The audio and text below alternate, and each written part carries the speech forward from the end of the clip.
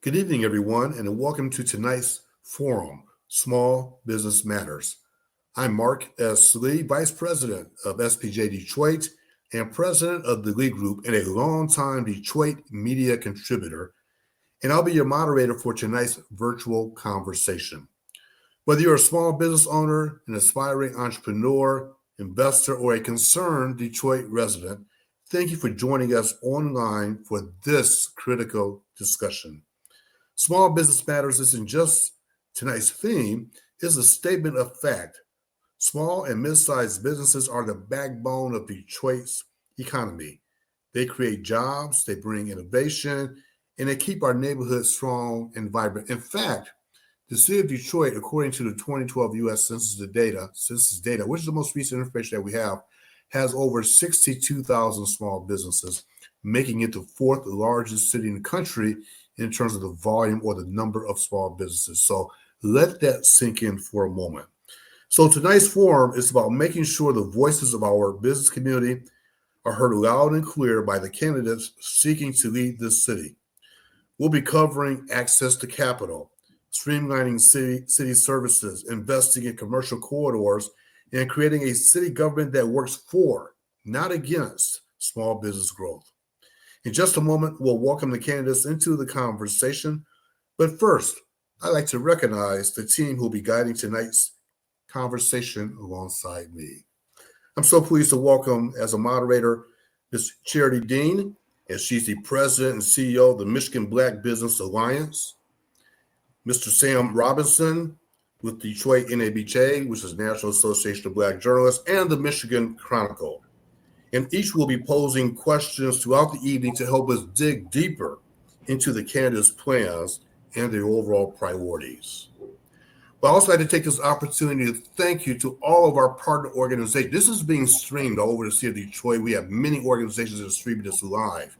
So I want to say a particular thank you to the Michigan Black Business Alliance, Society of Professional Journalists, again, Detroit chapter, Detroit PBS, and Detroit NABJ. And to the Lee Group for sponsoring tonight's event. And to you for being part of this forum and showing once again that in Detroit, small business matters. Right at this time, I'd like to take this opportunity to introduce mayoral candidates. Mr. John Barlow, Fred Durhal III, Joe Haashiim, Saunteel Jenkins, Todd Perkins, DaNetta Simpson, and Mary Sheffield. And to be clear, all candidates were invited to participate in tonight's forum. All right, with that said, let's go ahead and get started. We have a full evening, and I'm going to turn right over to our first moderator, my co-moderator, Miss Charity Dean. Charity? Good evening, everyone. Good evening, Detroit. I'm so excited to be here. As the president and CEO of the Michigan Black Business Alliance, we are very excited about this conversation. We've surveyed hundreds of our members to understand what their issues are. And so my first question is to all of the candidates, and this question comes directly from a member of the Michigan Black Business Alliance. Her question is, what concrete steps would you as mayor, and specifically 3 steps you would take to build a viable, transparent pipeline that connects Detroit-based small and micro businesses to substantial growth-enabling contracts? Not just small projects, but the kind of long-term, high-value opportunities that can truly build business capacity, wealth in our communities like we've seen in the 90s. And so that question is to all the candidates, and I think we'll go in alphabetical order. So we'll start with you, Mr. Barlow. And we'll give you 60 seconds to respond, 60 to 90 seconds to respond max. There was definitely a lag in the question. Can you hear me okay? Yes, we can. Great. There was definitely a small lag in the question. I believe the question referenced how can we ensure that small businesses get the support of the mayoral administration. I believe that my plan again, my name is John Barlow, product of Detroit and a small business owner myself. I've consulted industry at large to be able to converge relationships in order to make sure that they start to innovate at the small business level. And so whether it's small businesses innovating for R&D grants and going to the Department of Energy or other places for national prizes, or whether it's just our young kids performing robotics right down at DHDC and performing in competitions, I understand where innovation is going. I understand where the future is going. So I understand the venture capital, the private equity, as well as the other types of forms of income that can come in through different banking institutions to support those type of initiatives.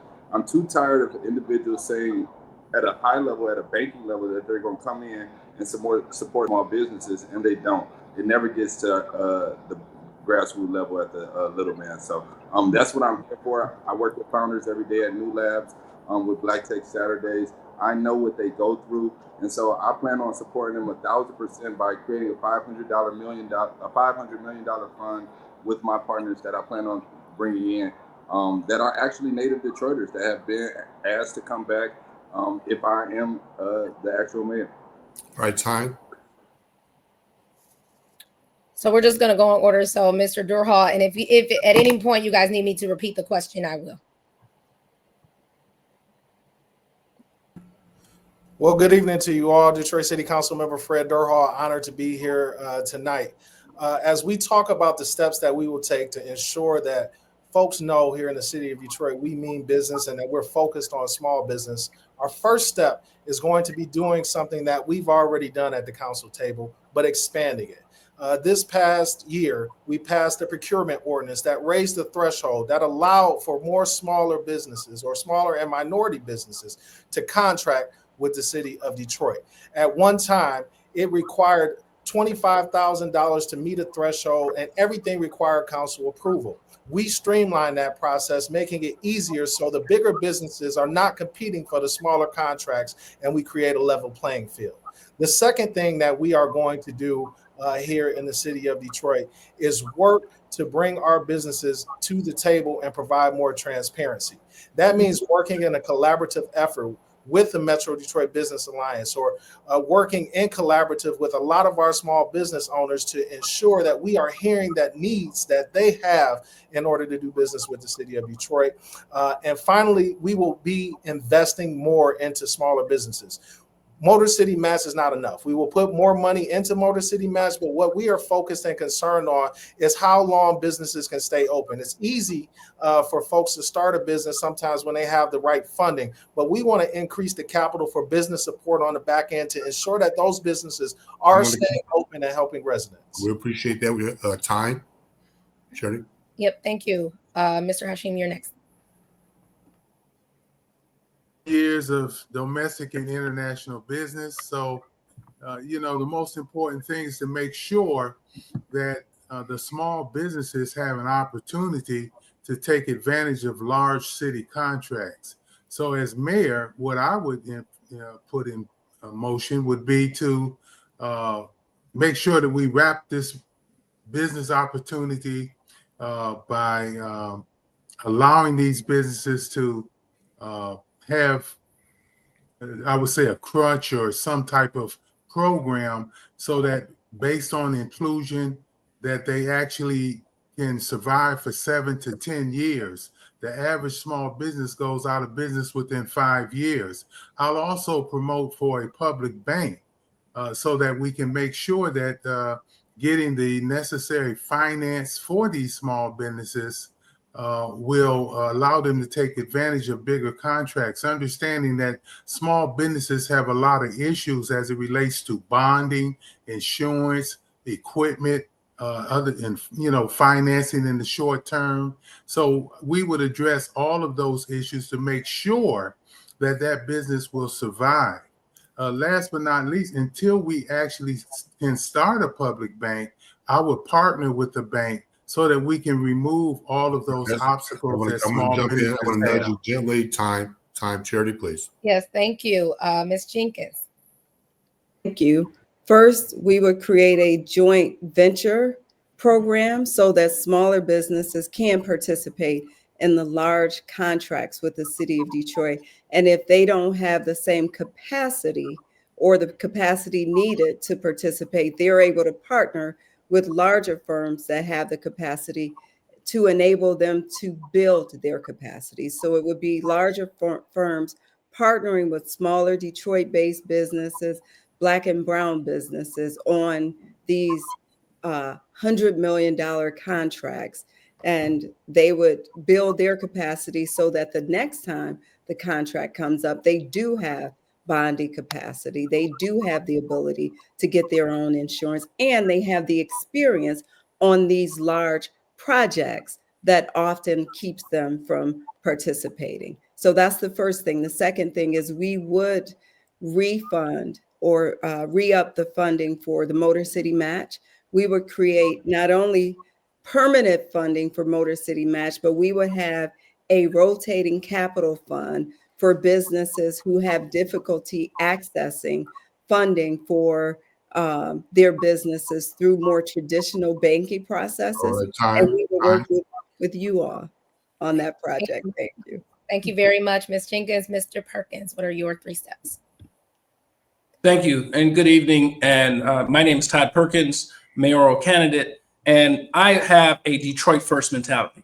Detroit first mentality subsumes a lot of the ideas what the what other candidates have said. But first and foremost, I want to give not only business mentoring, but financial advice so that when money is deployed into these businesses, then they understand how it's best going to be used for the purposes of managing those affairs. Because if you don't know if you're taking money in the front house and not knowing how to exercise it in the back house, it's just going to go out the window.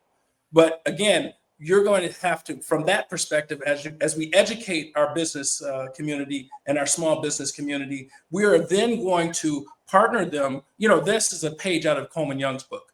And Coleman Young, I'll give you an example. Coleman Young, when they wanted to do bonding with Lewis and Monday, they made other bigger law firms joint venture with them so that they did have the understanding on how to do that. That's the same thing I want to do, not only with legal matters, but also contracting matters. And is that somebody said time?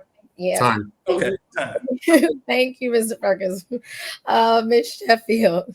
Thank you so much, and thank you all for hosting. Our campaign has a Merry Means Business platform. I have been very vocal that my goal is to make Detroit the best place in America to grow and start a business. So we will do several things. Number one, we're going to create a targeted business support office, similar to an Office of Small Business Affairs that provides the ecosystem and the support that addresses numerous needs that small businesses have in Detroit. We're also going to work on reforming the procurement ordinance that does call for more equalization credits for joint ventures, that also requires and sets aside more contracting for Detroit-based and small businesses, which I think is important. We're also going to prioritize commercial space and properties throughout our city, focusing primarily, of course, in our neighborhoods, in our commercial corridors for Detroit-based and minority-owned businesses. And we're also going to address one of the greatest needs of entrepreneurs, which is access to capital, by creating a business investment fund, partnering with banks in the philanthropic sector to ensure that we are filling in gaps that oftentimes our business owners need. We are going to, of course, expand and continue to prioritize Motor City Match and any type of entrepreneurial and technical assistance that gives business owners and entrepreneurs what they need to survive and also to thrive here in Detroit. All right, time. What we want to do is to turn it over. Did we miss anybody, Charity? Is there anybody else? No, all right, thank you. We're going to turn over to Sam Robinson. Sam? What's going on, guys? As you all know, I started a small business last December. It's called Detroit 1 Million, a news website.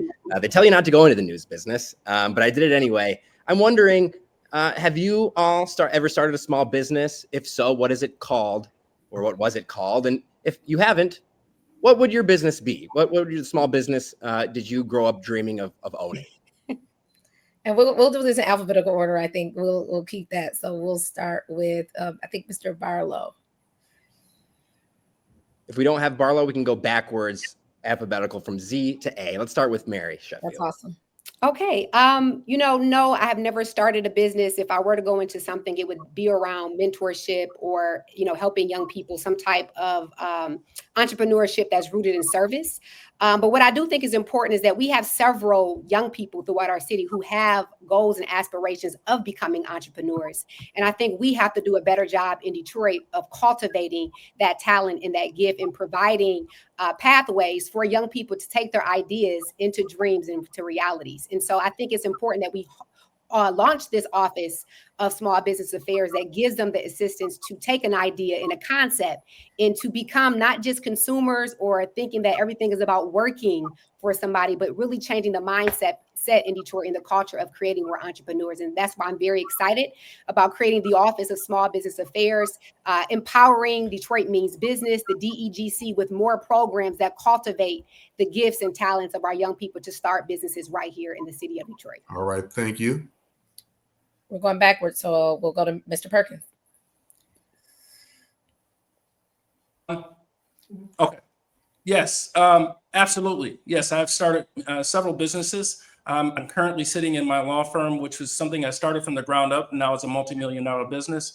I have Kilimanjaro Sports Management. It's still an ongoing concern. I haven't been able to apply myself to that because the litigation has really taken off, and I really associate myself with other agents, NFL and NBA agents, to run that particular business where we've negotiated multi-million-dollar contracts for various athletes and provided advice and connecting them with financial services. I also had a restaurant during COVID that I had to put on the shelf because of the fact that I didn't have management team, and I was managing while the courts were closed. And it was a very successful business at that time. But I do have an endeavor. I had a sort of a philanthropic thing with First Friday. First Friday was a community-based thing where I would do on First Friday of every month, inviting the business community to meet downtown community and also to meet the hood. And, and just in that particular order, so that all of these people can meet each other, and those who had ideas for businesses could meet. And at one point in time, they're going to need a lawyer. All so right, there was a lot of business interest going on. All right. Thank Moving on. Thank you. All right, we'll go to Ms. Jenkins.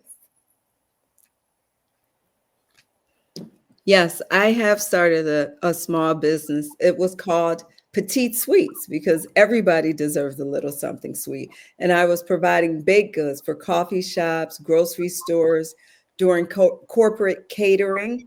And it was a wonderful business that was growing pretty quickly. But what I realized was that I didn't get any joy out of baking cakes, except for when I was doing it for people I love. I get joy out of service. And so I did not continue Petite Sweets. In fact, I used to rent the kitchen space at Mariners Inn Treatment Center. That's how I was exposed to Mariners Inn. I was using their kitchen to bake because it was before we had cottage industry laws in Michigan. So you had to have a commercial kitchen in order to have this baking business. And after the men had their last meal of the day, I would go into the kitchen every night and I would bake dozens of cookies and cakes and pies and all the things. And then I would go and I would sell them to grocery stores and bakeries and coffee shops in Metro Detroit. It was a wonderful experience, but it was also eye-opening for me to understand what small business is about. All right. Thank you. Absolutely. Charity? I think we have Mr. Haashiim next. Yes. Well, I've started about 16 small businesses. About 8 of them are still in business today. Of course, they're not small anymore. I started out as a host party store, opened up 3 party stores, sold those stores, ended up selling wholesale distribution to chain stores. Turned around and started a trucking company, which I'm proud to say my son still runs. We started off with 1 semi truck. I think currently he has about 25 trucks now. And so basically I've been started an energy company, an environmental company. I've been pretty much set up a few international businesses as well. One of those is still functioning. So I have a long history of starting up businesses. Sometimes I sell them, and sometimes those businesses continue to thrive. So My business background is very strong, very extensive. And so small businesses, I've got a lot of expertise in how to start up a small business and how to make it successful as well. Good. Thank you. Thank you, Mr. Haashiim. We'll go to Mr. Durhal and then Mr. Barlow, you're immediately after him. Mr. Durhal. Yes, thank you. So I have not started a small business yet, but if I were to start a small business, it would be a Black multi-client lobbying firm to ensure that the interests of residents, the interests of groups like our small business associations have the opportunity to have policy made on the state level as well as the city level that will reflect what they want to see to ensure that they have a better environment that's conducive to business. Oftentimes what we see through multi-client lobbying firms when they have clients, the focus may not be directly on that actual client to carry their issues across the table, whether that's on the state level, federal level, or city level. But I do believe with a Black multi-client lobbying firm, we can have a deeper reach with our associations, with those interests, with those stakeholders to ensure that we are making sure, or should I say, making sure that their issues get passed and policy is made that will benefit them. Thank you. Thank you. And then lastly, Mr. Barlow. Just want to make sure you can hear me okay, because I'm still getting a little technical. Sorry about that. I'll just say this, and it's refreshing to hear Brother Joe talk about the businesses that he set up. I've set up both businesses, small, here locally and internationally. I'm kind of confused about some of the sports agency stories, because we have a great sports agency out of Denver, Colorado, called Quintessentially Sports and Entertainment. We're a young man who I partnered with, Dwayne Treese, who's been ghostwriting deals for the biggest of them, Rich Paul and the rest of them, over the years. And we have, actually, my cousin plays for the Lions. So we've been doing a number of different deals in the sports world, but entertainment, travel, and concierge. I think that is very notable that I sold records on Finkel Avenue 25 years ago. But then I brought so many into the industry, different DJs that have taken on corporate contracts, and I've helped guide them through the system. And so my travel, hospitality, and concierge company, as long as with my restaurant that I set up in Detroit over the years, we've opened them, we've closed them, we've tested ideas, but more than anything, I understand how to ship products to market. We've had several different exits in our technology. Thank you, Time. Thank you, sir. I'll leave it there. Thank you. Thank you. Charity, I'll go back over to you. You got a question? Yes, absolutely. Okay, so I'm going to get a little bit more specific as it relates to policy here. A couple years ago, some of my, you guys know I used to work for the city, so some of you guys might know what I'm going to refer to here. But a couple of years ago, the city of Detroit City Council passed an ordinance banning cashless businesses. And what that did was create a criminalization of any business that operated cashless, with the exemption of large developers that have parking lots downtown. So it's okay for parking lots downtown through this ordinance are allowed to operate cashless, but retail, restaurant in the neighborhoods are not, and it is a criminal misdemeanor. If you were elected mayor, would you open up this ordinance? Would you be open to decriminalizing this? Would you also be open to removing DPD from the enforcing agency and making it BC? Or thoughts on this? And we can start with whomever on this. This is specifically referring to the cashless ordinance. Ms. Jenkins?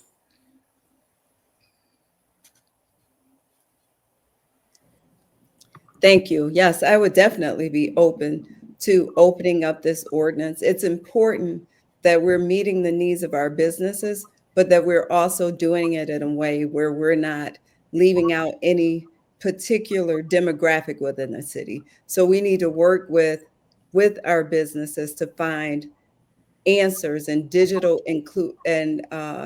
find ways for digital inclusion and utilizing innovation so that no Detroiter is left out. And certainly, as mayor, I would not be looking to exclude any particular kind of business, because if the concern is that all Detroiters deserve to have access, then that concern from my perspective, should be true across the board. But I would definitely work with MBBA to find other solutions so that the needs of all parties can be met. Jump right in. Ms. Sheffield. Yeah, thank you. So most definitely, I would be open to working with you, this organization and other business entities to amend the current ordinance. I do want to be clear that I never supported the criminalization of that ordinance whatsoever. And so I think it's important that it's fair. But I also think as a mayor, it's important that we figure out ways to get more of our residents banked. Which I think we have to address as well. We have tons of residents who don't have bank accounts that need basic financial literacy. And we have a huge demographic of Detroiters that don't have access to debit cards and banks. And so my effort would be twofold. One would be to make the ordinance more fair, but also to find ways that we can empower residents around financial literacy and to get banked as well. But yes, I am more than willing to open up that ordinance and to find ways to partner with you as it relates to any policies that will impact and serve small businesses here in Detroit. Thank you, Ms. Sheffield. I think I saw, remember, Durhal and then Perkins. So the answer is absolutely yes. I remember at the time when the ordinance came, trying to work with your organization to ensure that this did not cross the finish line or that it could be amended in some way. I think the narrative was put out there at the time that if we did not support the ordinance as council members, that we didn't support folks who may be living in poverty. But that is not the case. When we look at a lot of our small businesses who have started up, particularly in our minority communities across the city, they need to have the opportunity to have flexible options of how they receive their pay and how they generate revenue. So I definitely, as mayor, would look at reopening that ordinance, but again, also connecting our residents to different opportunities so that they can pay as well. I think that is important to ensure that we're providing fairness, but we want to make sure that our businesses stay open. And if they're providing services and they receive pay digitally, they should be able to operate that way so that they can stay open. Having cash incurs costs sometimes, as well as a safety risk for businesses that may take cash in. We want the flexibility, we want the diversity, and we will look to reopen that ordinance and amend it. Thank you. Time. Thank you. I think I saw Mr. Perkins and then Mr. Barlow. Okay. Yes, I think it's yes, an absolute yes on reconsidering this ordinance. I'm not really, when we're talking about business and business is done in a transparent way, I don't want to see the criminalization of really any business activity, even if it requires them to act in a better way that's more affable and not so draconian to our citizen base. So what I don't want any, in Detroit first mentality, no Detroiter left behind. We want to make sure that all Detroiters can participate in commerce. And so therefore, they have to have access. And I think businesses that want to, particularly the larger businesses that want to have cashless businesses, need to make sure they have mechanisms in place so that on site that individuals can use and participate by using their cash to maybe transform that while on that particular business site. But I do believe that to allow them or force them to disengage because they don't have financial literacy, those are things that we do need to give them and provide that particular information and meet our citizens where they're at, in a professional and in a embracing way. But that's what needs to happen. I mean, we don't need to criminalize business. We don't want to deter business. Thank you, Mr. Perkins. I'm going to go to Mr. Barlow now. I know what you're thinking. Draconian. This sounded like a city council question based off of the answers that I've been hearing. That's the only reason why I'll be 1,000% honest with you all. I'm just totally different when it comes to how we treat residents, when it comes to where they spend their money, how they spend their money, and what their return on investment is for being a good citizen and participating in these events that others come in and drive up the market on. I'm just one that's going to tear up the whole system and create total transparency, in which I'm going to lay a foundation of blockchain in which citizens and residents who continue to contribute back to the city and contribute back to Detroit are able to be incentivized and rewarded. And therefore, they will be brought into the new era of technology and banking. They will be able to access a centralized incentive hub, and they will be able to get those things done, whether they have cash or not, because it will already be laid out for them. I'm just totally different when it comes to being able to work our way out of these problems. Sure. When I think about small business in Detroit, I think about all the third spaces. Oh, Mr. Haashiim, go ahead. As mayor, I would be against the ordinance. I think a business ought to have the right to make decisions on how they want to do business. But at the same time, I'm definitely against criminalization. I don't think that's necessary. I think with technology today, we have ways that we can help people to get maybe paper debit cards, where they can, in certain areas of the city, they would be able to put their money into a machine and a paper debit card comes out. And this allows them to be able to do business. So with those retailers, I think that's a more intelligent approach that we utilize the technology. But of course, we want to make sure everybody can participate. People who don't have a debit card or a credit card certainly shouldn't be banned from doing business. So I think that would be the answer, to use some innovation here. Sure. Thanks, Joel. When I think about small business in Detroit, I think about the many third places that they provide. I live right now near Peck Park behind the DIA, and the closest restaurant to me I frequent on Fridays. You'll see me there. Saunteel, I've seen you there on a Friday. I'll see former House Speaker Joe Tate is at the gym that I go to. I'll see many of the KMAC people that work at the City County building at Desert Oasis in Capitol Park. And on the weekends, I'll see some of your guys' staff at Paramita Sound, or at Pistons games, or concerts or shows. Paint me a picture, if you guys could. I don't want to blow up your spot, but take me through, what small businesses you guys are frequenting and champion. And you're not allowed to say So I'll start alphabetically. I'm going in A to Z order. You said you're not allowed to what? I said you're not allowed to say Rosa. Oh, okay. Okay. All right, well, I'll take Rosa off my list.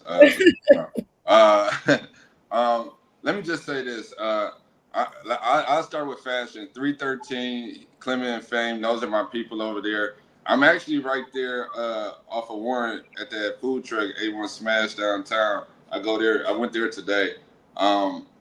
When you talk about small businesses, whether it's Club Blue, who's been a small moms and pop shop on Woodward for 20 plus years and put me in the game of entertainment and promotions, or whether you talk about Kendrick's music store on Finkel Ave, or whether you talk about the Food Exchange on Harper. These are places that I go to every day. I get me lose when I hit 6 Mile in Wyoming, 6 Mile between Livernois and Wyoming, or Detroit Pizza Bar over there with brother, I think Thomas over there, and things of that nature. So I believe I want to raise one thing up while I have an audience. Ali's Kitchen and Corner. This young lady has been donating and taking care of families, and she needs help. But I'll close it out there. All right, thank you. Fine. We're going in alphabetical order, so Mr. Durhal, you're up. He took Rosa away from me, so thanks for that. I got my mug on my desk, but what I would say is there are tons of small businesses, minority businesses across this city, and some of the ones that I like to frequent, whether that's the In Harmony Cafe that is on Dexter, Key and Ty, who own that, is just an example of what we want to see across the city of Detroit. A couple who has come here raising their family and started a small business on a commercial corridor where no other business was at that time, or whether it's Brutal Coffee Shop right on Plymouth Road, or even Savoy Restaurant. There are so many other businesses that we frequent throughout the city of Detroit. And I know my wife and I, who I tend to hang, that's my buddy I hang with, we target and we look for minority businesses that we can frequent, because one of the most important parts about businesses staying open is us patronizing them. And I think as a city, we can do a better job of marketing, putting those businesses out there so the rest of the city of Detroit can enjoy them, ensure that they stay open as well. Thank you. All right, Mr. Haashiim, you're next. My children into this to make sure that we patronize Black businesses and small businesses throughout this city, like the water station, Moore's Health Food Store, Jamaican Pot, Caribbean Kitchen, Island Caribbean, Co-op. I'm all the time going into new small businesses to make sure that we're understanding economic empowerment in our community, make sure that we teach our children and grandchildren the importance of patronizing Black businesses. There on the avenue, I've got about 4 or 5 businesses I frequent. So basically, this is very important, because what we need as a community is economic empowerment, and we're not going to have it until we actually start patronizing, and also as mayor, sharing with the people and the importance of patronizing our city resident businesses. I think that's the most important thing as mayor. We can be very vocal, and we can continue to set the example and put it on video to let people know that we are patronizing our local businesses. Thank you, Mr. Haashiim. We appreciate that answer. Ms. Jenkins, you're next. Thank you. Thank you. I love a good taco. So I will start with a shout out to Shell Shock Taco. I also Beautiful. I have to, along with Fred, give a shout out there because that's my old neighborhood. Sweet Potato Sensations makes the best chest pie that you will ever taste. And then I want to give a shout out as well to Westwood Market, where we have a brother who built a grocery store from the ground up without a dime of taxpayer dollars. And they just happen to have a kitchen in the back where they're cooking up some of the best soul food that you will ever taste. So I can keep going if you like. Thank you, Ms. Jenkins. Mr. Perkins, and then we'll close with Ms. Sheffield. Well, I've enjoyed learning how to spin commerce exclusively in the city of Detroit. Fashion. I have taken advantage of a lot of the haberdashers throughout the city, some of them whom I represent. I would give a shout out to Moore, which is on John R. in my neighborhood on the north end. They make custom suits, and they have their own design and their own fashion, but they can make any suit that they have with any particular fabric. And then also on the avenue of fashion, you've got Algernon, Big Al, who at Times Square, fashion is something that you oftentimes see during the Christmas holidays. We're spending our money at the malls that are on the outskirts of the city of Detroit. But now I found myself participating in the commerce of fashion throughout the city of Detroit.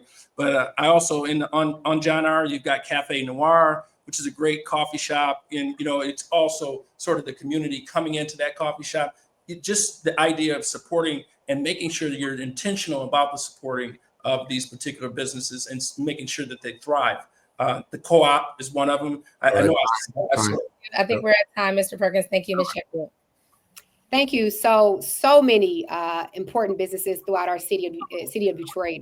Just to name a few, I think about Cooking with Q, which is one of my absolute favorite vegan spots in Detroit on Woodward Avenue. She has grown her business tremendously. Big support of her. Burt's Marketplace, Cutters, Detroit versus Everybody, Louisiana Creole in the Eastern Market, Melissa Butler, Good Cakes and Bakes. There's so many places that have been around and have done great for our city. But let me just say, I'm very proud to create the first ever Detroit Business Legacy Fund, which now gives access and creates a program for legacy businesses that have been in our city for 30 years or more. Because oftentimes when we talk about business, there's a lot of a focus on how to attract and create new businesses. But those that have been in our community for 30, 40 years oftentimes are left out. And so this fund that we created in this program, which has done phenomenal, has assisted over 40 legacy businesses with access to capital and technical assistance. And I'm looking forward to grow and expand that particular program that will honor legacy businesses that have been in our city for 30 years or more. So excited about that program to uplift those, because we have some amazing legacy business. We're talking about Hot Sam's and Cutters and all of these places that have been around for quite some time. We have a lot more work to do to support them and uplift them as well. Thank you. Right. All right. I want to jump in and I want to address a very important issue, which is access, access to capital. And we always know, according to all surveys, access to capital is the number one issue when it comes to businesses. But I'm going to take a slightly different twist, because we know that the ARPA funds are drying up. The federal dollars are no longer going to be here. And so we know there's a sense of nervousness right now within the small business community in Detroit as it relates to access to capital. What are your plans to address access to capital, number one? And number two, talk about the relationship between the city of Detroit and Washington, D.C. as it relates to the relationship to make sure that those federal dollars, which are used to support small businesses, continue to flow into Detroit. What would be your specific plans? And let's start with, I'm going to go on my screen. I'm going to start with the bottom right. John Barlow, we'll start with you. You could have just said alphabetical, Mark. I'm playing with you. Get this. As a small business who's been a power connector for the Department of Energy, understanding what it takes to have that relationship, but also understanding that we live in a very restructuring era based off of what the White House is doing. And so not to count on the White House is my goal. I like self-sustainability. I like innovation. I like making sure that we attract the capital, because we're putting forth the best ideas and we have the best teams shipping products and teams to market. We could not continue to have a fragmented ecosystem of TechTown doing something over here, U of M doing something over here, and continue to think that our founders are going to become unicorns. It's not going to happen. And so my goal is to use my relationships in Miami, Atlanta, both in New York and elsewhere, internationally as well, to spur a new birth of technology and innovation in community innovation hubs. All right, thank you. I'm going across the screen here. Ms. Sheffield. Can you all hear me? Yes. Okay. So a couple of things. One, for me, I mentioned earlier the business investment fund. I think it's important that we create a dedicated line of funding that will support small businesses here in the city of Detroit. And that will be in partnership with the philanthropic and private sector that can help pour into supporting the various needs that small businesses have in Detroit. I think we also have to strengthen our relationship with our banks. We have a commercial reinvestment act, and we have to ensure that banks are contributing as much as possible to loaning to our small businesses and contributing to the capital needs that they have. We will also leverage our city's budget as much as possible. We had to chip in our general fund to support Motor City Match, and we will continue to do that if need be to ensure that there is support on the city side to support the efforts of our small businesses as well. As it relates to the political climate on a national level, I mean, we're going to continue to leverage as much support as we can from the federal government in the state of Michigan, using our resources, our relationships, and finding common ground to be able to provide support and funding for local entrepreneurs and small businesses here in Detroit. All right, Mr. Perkins. Let me start. Can you hear me? Yes. Okay. So let me start with the banking industry. Banks have pledged a lot of money to this particular area, but I believe the current administration has that money in a trust fund and really is not very transparent in how that money is used or how it's going to be applied. And I want to make that very transparent for the business community and how we're going under the Community Reinvestment Act. That's an obligation for them to do. But I think that getting those banks to go above and beyond the call is necessary and it's beneficial to them. Because what you're doing is you're building a base and you're building a community base or a business base, which is also going to create a tax base for the city. And so it has some utility in doing that. As it relates to, I don't want to get cut off here, but as it relates to DC, You have to understand, I've always said that I want to audit the finances, but I also want to audit the departments and how we use money in the city of Detroit. Because the community block grant money that we're going to get is going to be distributed differently. And the cities that use it more efficiently and more effectively are going to get more of the money. And having legally represented many Republicans, I understand how they operate, how they function, and how to leverage those relationships in order to make sure Detroit gets its fair share. Thank you, Saunteel. So in most metro areas across the city, the Community Reinvestment Act is based on the entire area. We're pretty unique in Detroit because Wayne County and Oakland County are separated. Banks have separated us as a region, and as a result, Oakland County gets more money in their Community Reinvestment Acts than Wayne County does. So the first thing I would do is try to remedy that so that we're not separated and we're considered as one metropolitan area like it's done across the country. As it relates to national, what I would do nationally, I would do the same thing that I've done for the past 10 years at the Heat and Warm Fund, where I've worked on both sides of the aisle to make sure that we were able to maintain funding for utility assistance here in the state of Michigan and across the country. And I've been in and out of the offices of Democrats and Republicans, not only right here in Metro Detroit, but across the entire state of Michigan, and worked with legislators across the country to ensure funding for vulnerable families. I would do the same thing to ensure that we continue to get funding here in the city of Detroit. Mr. Haashiim? Yes, I agree with Barlow. I think that's a very important point he made. Detroit and most municipals across this country are going to have to stand on their own. That's very clear. So what we would do is make sure that we institute this public bank. It's very important. It's been done in Philadelphia. They're still working on it, but it was set up for the express purpose of helping Black and brown and small businesses. Our own bank allows us to give those resources to those businesses that need it most, as well as the Motor City Match and all these other programs. I'll make sure that the majority of that finance goes to small businesses. Too much is still going to consultant fees and overhead. So we would slash where we can to make sure our businesses get more of those resources.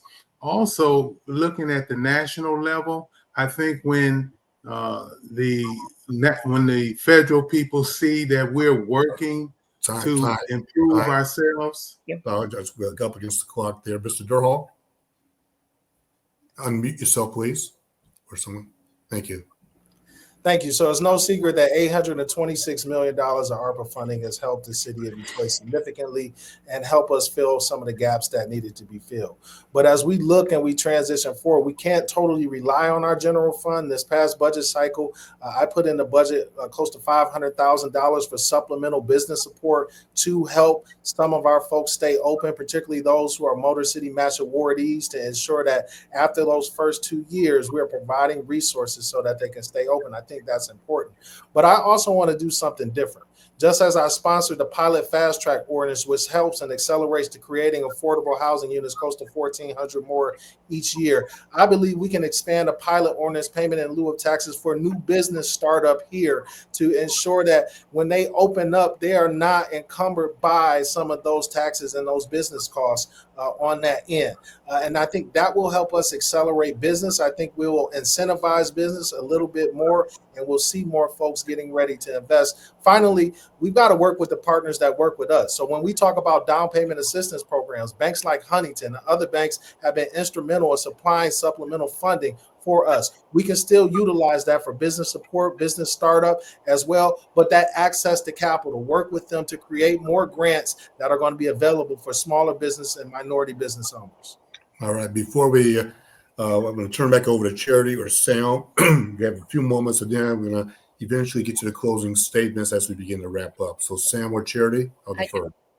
So my question is, we've seen a lot of economic activity in the city of Detroit over the past 12 years. We've got a new mayor coming in. And so our question is, as you think about big business, big development, whether we're thinking Bedrock or Olympia, these big announcements that come into town, what is your plan to make sure the small businesses are connected to opportunities with big business? And I'm not talking about construction. So the answer shouldn't be related to construction jobs or even doing business in terms of construction. But I'm talking about new development coming in. How do we make sure the tenants, the commercial tenants, are Black businesses, are Detroit businesses that have been here? What is your plan to do that as mayor? And we can go backwards. So we'll start with you, Mr. Durhal.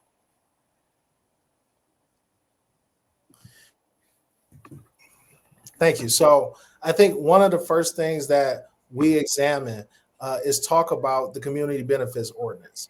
I've stated as mayor, I want to reopen the community benefits ordinance to ensure that it benefits our actual community, but even our small business community. So as these development projects come into place, and some of them have commercial spaces, we want to say, and we want them to commit and agree that they are going to have small businesses in those developments. Furthermore, we want to create a better synergy and communication relative to our small businesses and minority developers here in the city of Detroit. I've done that with some past developments that have come here now, whether it's the Future of Health project and ensuring that great organizations like Reed and their concerns are heard, or even in the district of Detroit, as we see in that corridor, which I supported that project, we see in that corridor good cakes and bakes. We see Detroit versus everybody.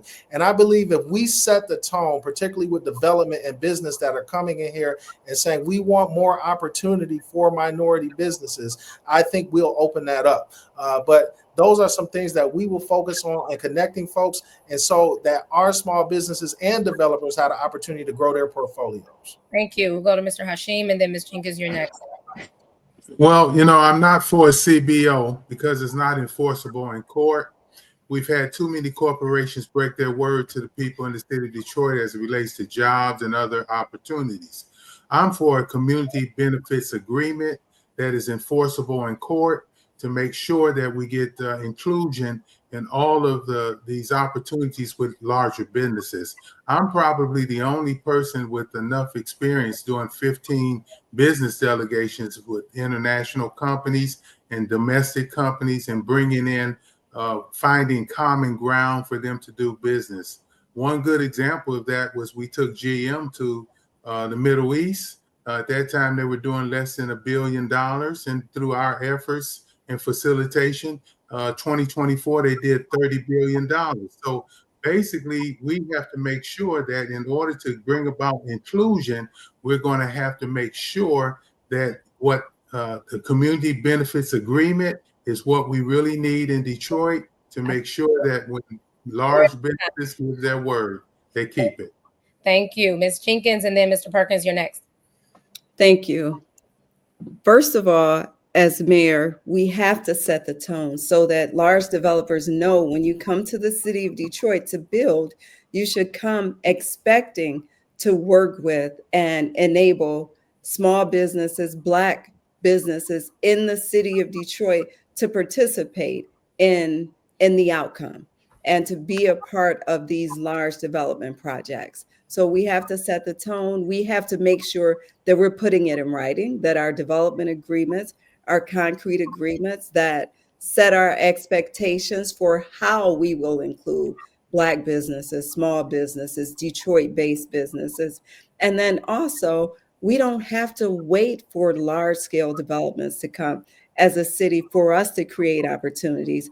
Part of my plan for a strategic master plan across the city includes creating commercial corridors and offering incentives for Detroiters to start businesses. If you live in Detroit, you get more incentives. If you live in the district where that corridor is, you get the highest amount of incentives. So we have to create these opportunities for our businesses ourselves and not just wait for large developers to come and bring them to us. Thank you. Mr. Perkins, you're next, and then Ms. Sheffield.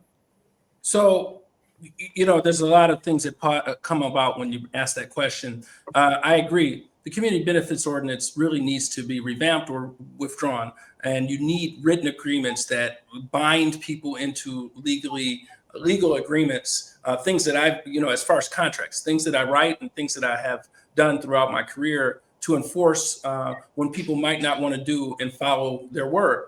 But putting them into writing and putting the word shall rather than, use best efforts is the only way to go in that route. But as it relates to big business, big business has to come in just simply with the understanding that they have to make a way for small businesses to participate in the developments that they have. I have a client who once Dan Gilbert got sick and he was no longer controlling Gilbert and it became a public corporation, it changed. That they at one point in time were making a way and providing them opportunity and access to capital. So I want that. I want to create a template and an understanding and a memorandum of understanding of big business, how they're going to operate with small businesses so they can participate in these developments and in the business that's being created, not the development itself, which I understood the question to be, but the businesses that come thereafter. And that's what I wanted to do. But I also want big business to sit at the table of development in our neighborhoods. That's it. Thank you, Mr. Perkins, Ms. Sheffield, and then Mr. Barlow. Thank you so much. So I believe when you have someone that values small businesses, you make it an intentional priority to ensure that as development comes to this city, that you're setting a tone and a culture that you must invest and support local businesses here in Detroit. I've done it already serving as a council president. For example, when the Detroit Pistons deal came to my district, we ensured that they had an agreement with Reed. That's in place now. The Illich Project for District Detroit, $100 million post-construction agreement to ensure that that was in place. We also created a co-developer program that they had to adhere to ensure that a Detroit-based business co-developed that site. And then lastly, with the Hudson's Project, I ensured that a portion of the retail was set aside for Detroit-based businesses. And so you have to be intentional. You just have to get it done. And we will ensure that as any projects come, and we have a leverage because oftentimes they're requesting abatements. And that is where you have your leverage to ensure that you're getting the support that we have for local businesses. And of course, we will continue to invest outside of larger development through our procurement process, through other incentives, to ensure that Detroit-based entrepreneurs and small businesses have the ecosystem, the technical system in the funding to support them overall. Good. Thank you, Mr. Barlow. When you know business, it's a no-brainer. And I think, Charity, you would agree that holding the hands of some of the small businesses in the city of Detroit is more than enough. But I think everyone will have to start to pay more attention to the financial literacy and the readiness or the preparedness that our small businesses have. And ever since we've been having so many organizations and programs come in to say that they're getting these businesses ready, they're really not always ready. And so my goal is to support the readiness of these businesses so that they're able and ready to compete and be able to innovate all at the same time. I want to invest in infrastructure to be able to house more shared space so that these local businesses can thrive. Everything that's gone on when Marlow Renter had the I think $6 million to give out through different 6 different areas of service grants. I wanted to push more people there, but the information has to flow quick, and you all know when that money gets here, we got to spend it. All right. Thank you. What we're going to do now is segue into the closing statements. We're going to give you 30 seconds each to give you your final statement, closing statement. And I'm going to go across to start at the very top here on my screen. I'm going to start with Ms. Jenkins. You have 30 seconds. Thank you. I am Saunteel Jenkins. I'm asking for your support on or before August 5th. And I am giving you my word that in a Jenkins administration, you would have a partner in the mayor's office who understands the importance of small business, who understands the importance of Black businesses, who understands the importance of women-owned businesses, not only downtown, midtown, Corktown, but across the city of Detroit. You all are the lifeline of our neighborhoods and of our economy. So I would be supporting you on day one of a Jenkins administration. Thank you. Thank you. Next on the screen, I have Mr. Durhal. Thank you, and thank you for throwing this evening.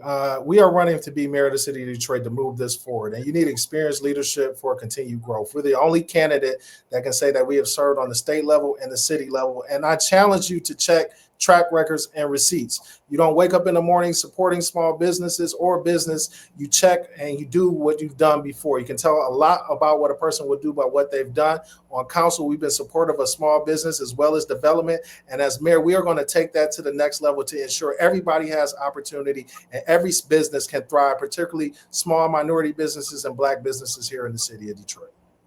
Awesome. We have Mr. Haashiim. OELH4mayor.com. That's our website. I'm the only candidate for mayor that have found ways to bring in revenue into our city treasury, build a diverse economy, start a manufacturing industry here in Detroit, which is housing, build 10,000 jobs, bringing in 10,000 jobs, paying a livable and occupational wage. So basically, we are the only candidate that have shared how we will bring revenue into the city treasury. That's the most important thing about your next mayor. He must be able to build a diverse economy. Thank you. Thank you. Mr. Barlow.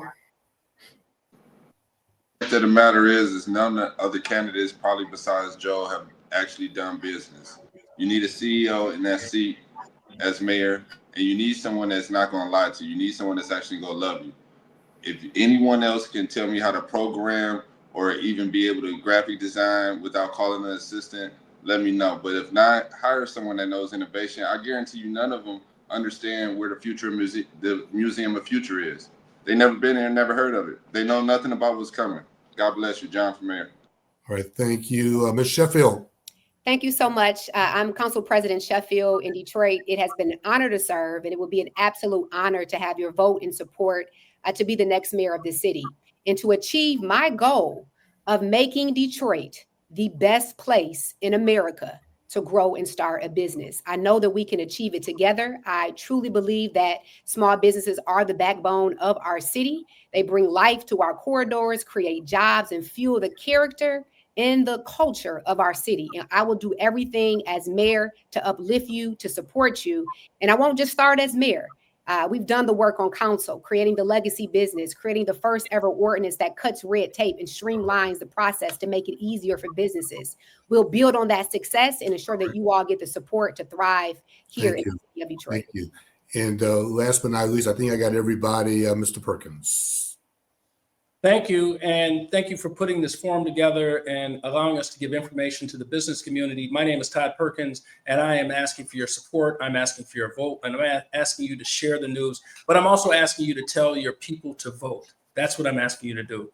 But as an individual, my stock and trade has been the law. My stock and trade has been building businesses for other clients. I've started off businesses with clients who've had no money and have done it on a pro bono basis and have turned them into clients who pay good retainers. I have taken returning citizens and turned them into having multi-million-dollar lucrative businesses. I understand business. I understand how it's to be done. And I know what a city can do to enhance efforts to build businesses and small businesses alike. So right. I am the guy and I am the choice for that. Thank you very much. I'd like to thank John Barlow, Fred Durhal, Joel Haashiim, Saunteel Jenkins, Todd Perkins, Mary Sheffield. Did I miss anybody? I want to make sure I didn't miss anybody. I want to thank Charity Dean. Thank you. You've been awesome. Sam Robinson, I want to thank you as well. I also want to thank the Michigan Black Business Alliance, Detroit PBS, NABJ Detroit, Society of Professional Journalists, which is SPJ. It's been an honor to host this in conjunction with everybody this evening. I want to thank the Lead Group for sponsoring this event. And for all of you tuning in, we had a lot of people tuning in across all social media platforms. Make sure you continue to educate yourself. Make sure you go out and vote, vote, and vote. We thank you all. Have a wonderful evening, everyone, and take care.